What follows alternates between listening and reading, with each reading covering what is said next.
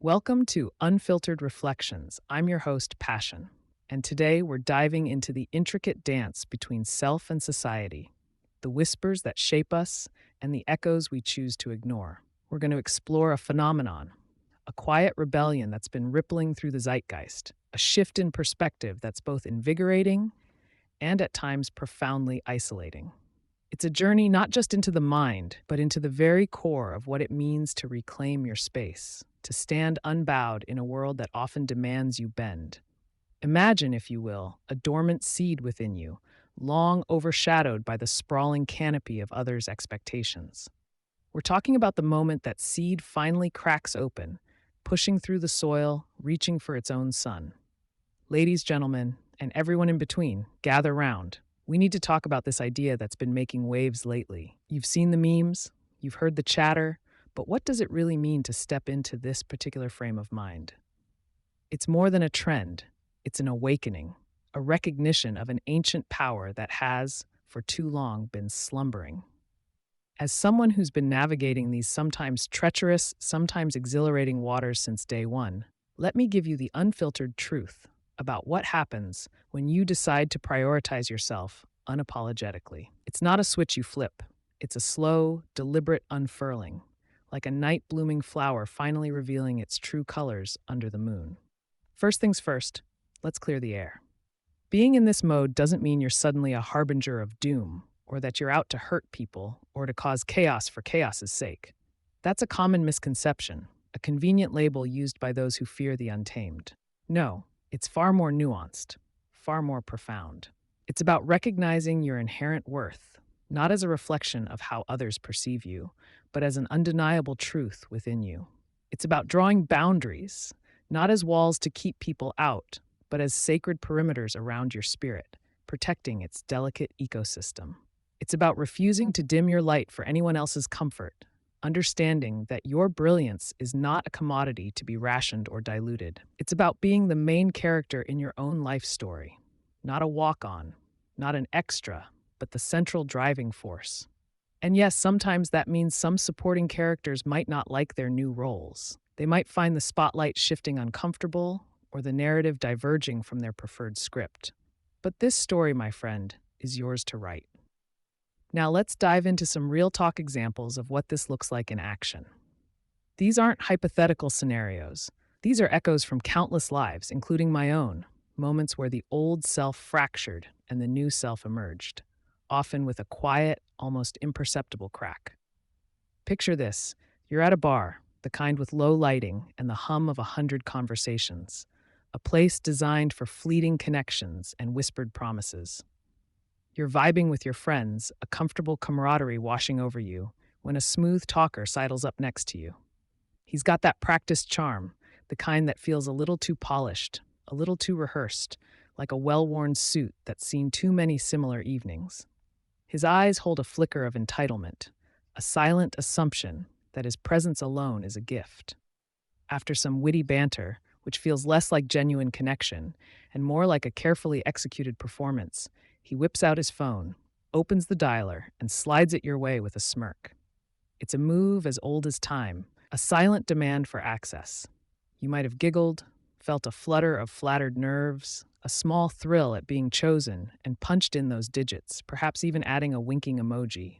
You would have felt obligated, perhaps, to maintain the fragile illusion of his charm, to smooth over the awkwardness with your compliance.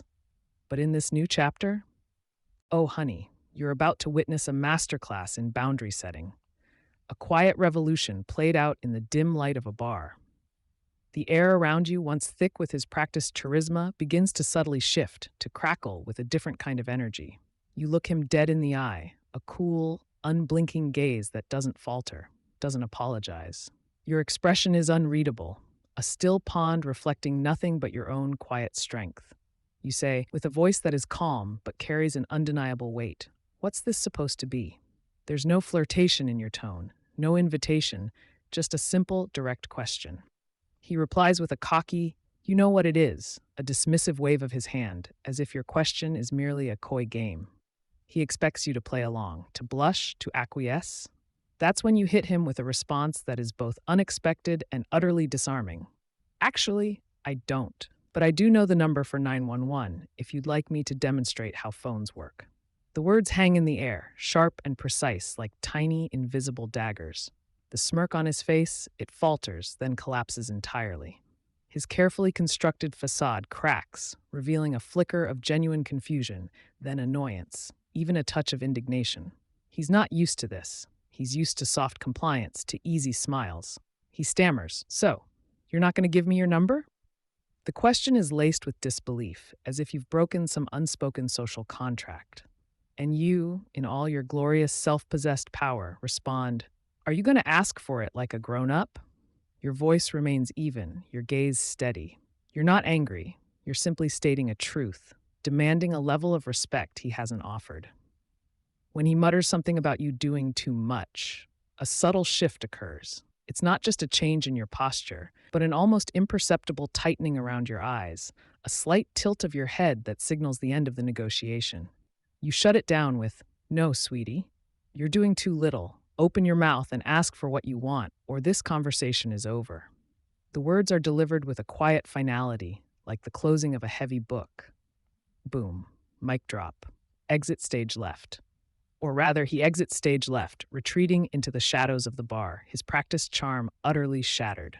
The air around you, once thick with his presumption, now feels crisp, clean, as if a storm has passed, leaving only clarity. You haven't been rude, not truly. You've simply refused to play a game you didn't consent to. You've drawn a line with invisible ink, but a line as solid as steel, a boundary that emanates from your very core. This isn't about being aggressive. It's about being unequivocally present in your own space, about protecting your inner sanctuary from unwanted intrusion. It's about recognizing that your attention, your time, your very presence is a gift, not a given. This isn't just about bar encounters, though. This ripple effect, this quiet revolution of self, extends far beyond fleeting interactions. It permeates the very fabric of your closest relationships, shifting the dynamics of long-held friendships and familial bonds. It's like a subtle vibration that travels through the earth, changing the landscape in unexpected ways. As you embrace this new way of being, this commitment to your authentic self, you'll notice a profound shift in your friendships. Suddenly, those wine nights, once a comforting ritual, filled with complaints about terrible partners and soul-sucking jobs, start to feel less like genuine bonding and more like a pity party you never RSVP'd to. The shared misery that once felt like connection now feels like a stagnant pool, drawing you down. It's as if a film has been lifted from your eyes, and the familiar patterns, once comforting in their predictability, now appear as intricate cages, trapping not just your friends, but you alongside them. You begin to see the unspoken rules, the subtle agreements to remain stuck, to perpetuate the cycle of complaint without action. You might find yourself saying things that, in the past, would have remained unspoken, tucked away behind a polite smile. Things like, "Girl, why are you still with him if he can't even remember your birthday? What does that say about how you value yourself?" Or, "Have you considered updating your resume instead of just venting about your boss every week? What's stopping you from taking that first step, truly? Not with malice, not with judgment, but with a quiet, insistent clarity that stems from your own journey of self-reclamation." It's a strange sensation, this newfound honesty, like speaking a language you've always known but only now dare to utter aloud, a language that cuts through the polite fictions. You offer not just a listening ear, but a challenging mirror. Fair warning, this honesty might not always be met with open arms. In fact, it rarely is at first. Some friends, those who thrive in the shared stagnation, who find comfort in the collective commiseration, might recoil. They might accuse you of being unsupportive or judgmental, because your strength, your refusal to participate in their narrative of helplessness, makes their own choices feel more stark, more exposed. They might see your newfound strength as an indictment of their own inaction, and rather than rise to meet you, they might try to pull you back into the comfortable mire, the familiar quicksand of shared complaints. They might whisper about how you've changed, how you're not the same, as if change itself is a betrayal. But remember, true friendship isn't about co-signing each other's misery. It's about pushing each other to grow and thrive. It's about being a mirror, even if the reflection is sometimes unflattering, even if the truth it reveals is uncomfortable. The friends who truly value you, who genuinely desire their own growth, will eventually understand. They might even be inspired. The others, they might drift away. And while that can be painful, it's also a necessary clearing, creating space for connections that resonate with your evolving self. It's an act of self preservation, a weeding of the garden of your soul so that more vibrant flora can flourish. And then there are the family gatherings. Oh, the family gatherings. These can be a veritable minefield for the newly minted, self possessed individual, a battlefield of unspoken expectations and inherited narratives. The questions, the expectations, the thinly veiled judgments that cling to the air like stale perfume, a heavy, suffocating blanket woven from generations of tradition and societal pressure. It's as if the very air in the room holds the weight of all the lives lived before you, dictating the one you are supposed to lead. Bless her heart, a woman whose life seems to revolve around the milestones of others, asks for the umpteenth time when you're going to settle down and have kids. Her eyes, usually twinkling with a kind of benign nosiness, now hold a sharper glint of expectation. The pre this era, you might have mumbled some non-committal response, a vague promise to the future to appease her, to smooth over the awkwardness, to avoid the inevitable lecture. You would have shrunk yourself, just a little, to fit into the comfortable narrative she holds for you. Oh no. Now you look her straight in the eye, a serene smile playing on your lips, a quiet confidence radiating from you that is both disarming and unsettling. You say, with a voice that is calm but carries an undeniable authority, "When the scientists perfect human cloning, I'd hate to dilute this level of perfection with someone else's DNA." The silence that follows is often delicious. It's not just a momentary pause, it's a tangible shift in the atmosphere, a clearing of the dense air, a small victory, a reclaiming of your narrative, a quiet assertion that your life is not a template to be filled, but a unique masterpiece in progress. The expectation in her eyes flickers, replaced by a momentary bewilderment, a crack in her carefully constructed worldview. Meanwhile, a man who believes his opinions are facts etched in stone starts spouting problematic views at the dinner table, his voice growing louder with each sip of wine, his opinions solidifying into unshakable truths that brook no argument. He gestures wildly, his face flushed, convinced of his own irrefutable logic. Pre this era, you might have stayed silent to keep the peace, to avoid the inevitable family drama, the uncomfortable tension that would ripple through the table, to simply make it through the meal. You would have swallowed your discomfort, your disagreement, for the sake of a superficial harmony. But now, something has fundamentally shifted within you. You calmly set down your fork, the gentle clink echoing in the sudden hush that your previous statement to Aunt has already created. It's a small sound, but it commands attention. You look at he, not with anger, but with a quiet, unwavering resolve. You say, "I'm going to need you to take several seats and possibly a few history classes before you continue that thought."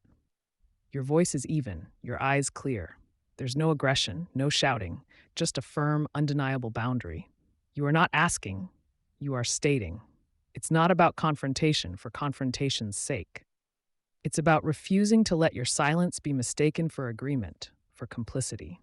It's about honoring your own internal landscape, the integrity of your beliefs, even when the external world demands conformity, even when the pressure to maintain a false peace feels immense. It's about understanding that true peace often requires a little disruption first, a shaking of the foundations to reveal what is truly solid underneath. You are not responsible for managing others' discomfort with your truth. You are responsible for living it. Now, I won't sugarcoat it. Embracing this shift, this deep transformation, isn't always a walk in the park.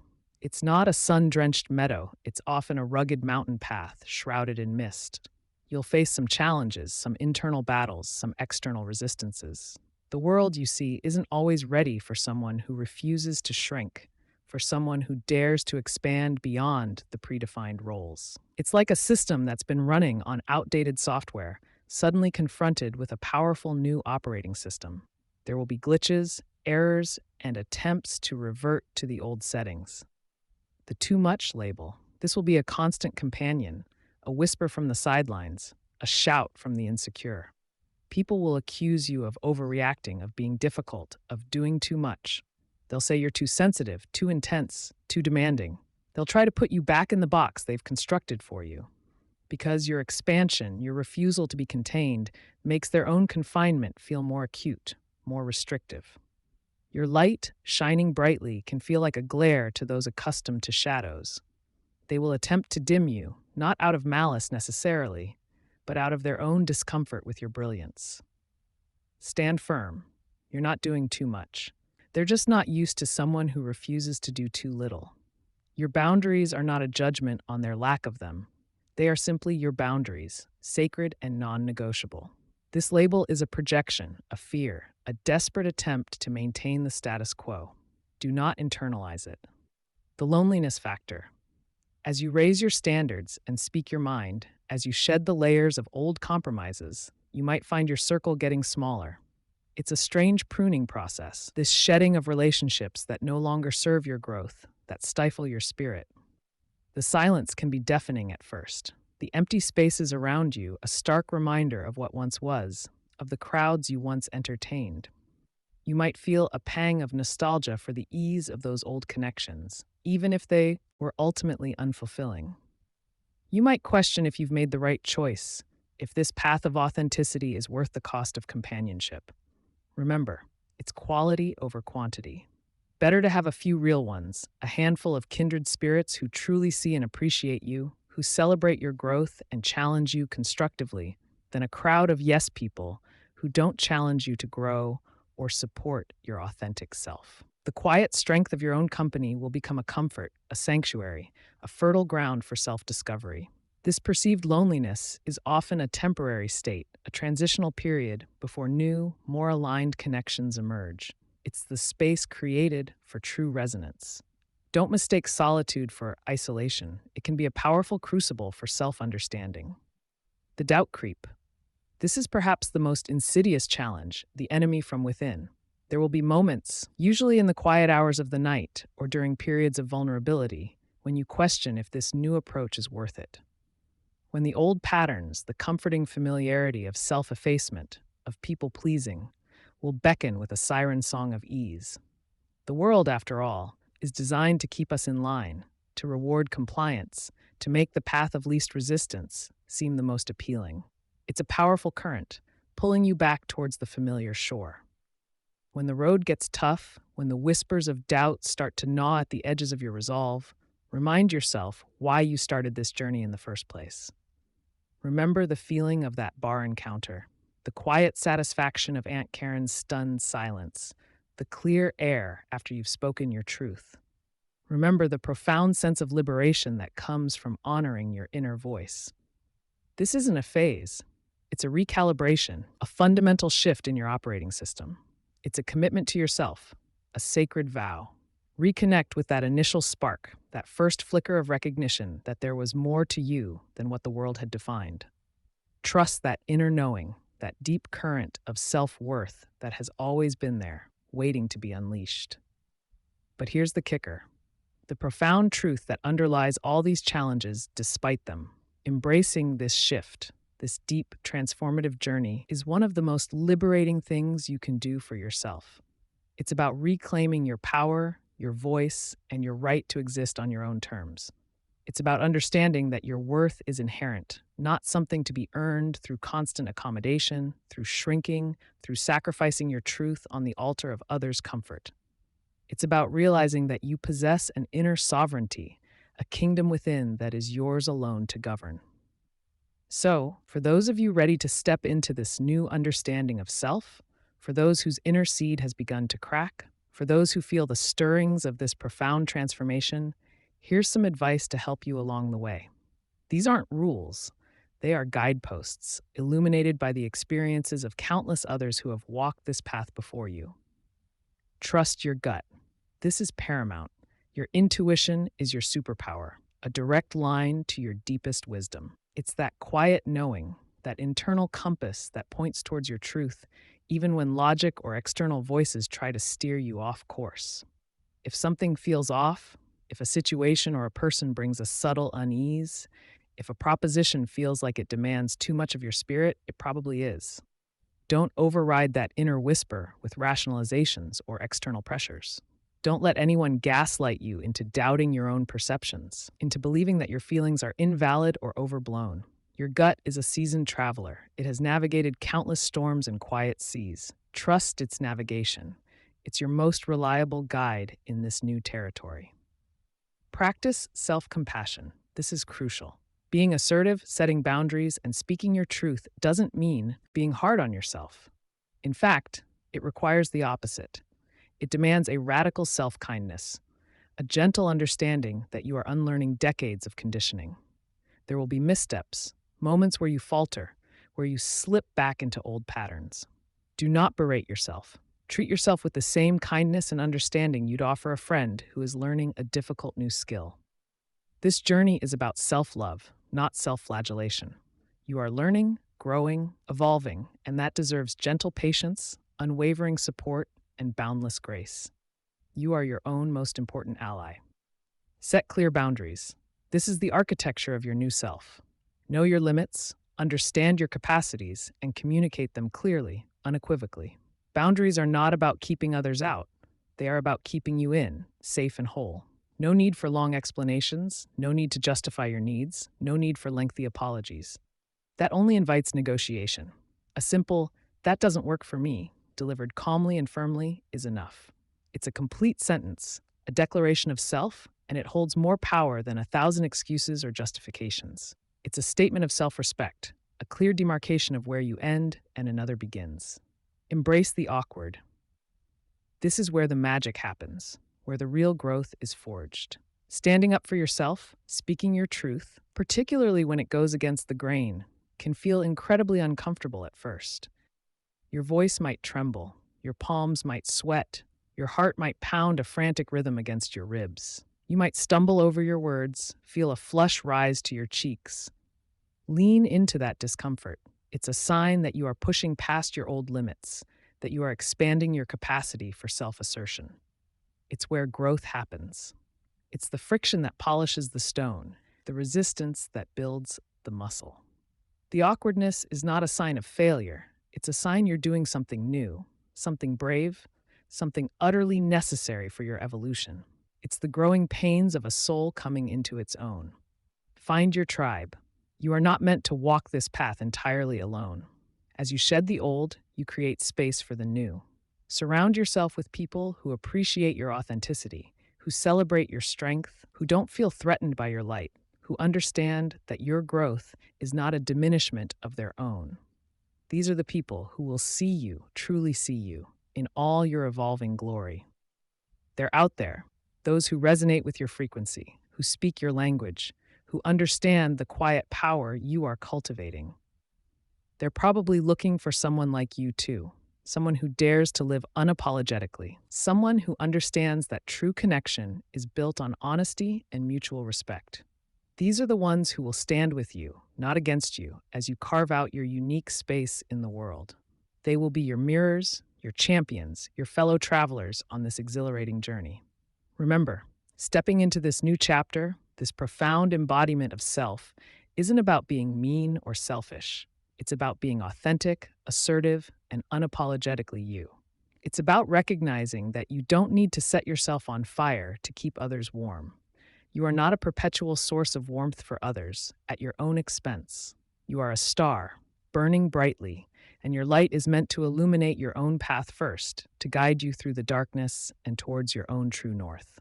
Your energy is precious, a finite resource, and you have every right to direct it towards your own flourishing.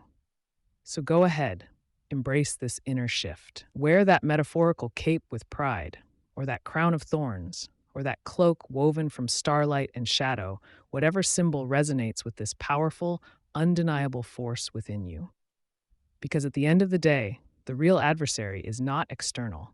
It is the voice that tells you to shrink yourself for the comfort of others, the insidious whisper that tells you your needs are secondary, your desires frivolous, your power dangerous. That voice, that internal censor, is the true obstacle. Welcome to your dark feminine energy. May it be the best chapter of your life yet. If you've enjoyed this episode, If these reflections have resonated with the quiet stirrings within you, please visit our website at deszicakes.com. There you'll find weekly blogs. Thanks for joining me on Unfiltered Reflection. Until next time, be kind to yourself, honor your boundaries, keep exploring the depths of your own being, and remember, you are worthy, you are seen, and you are loved.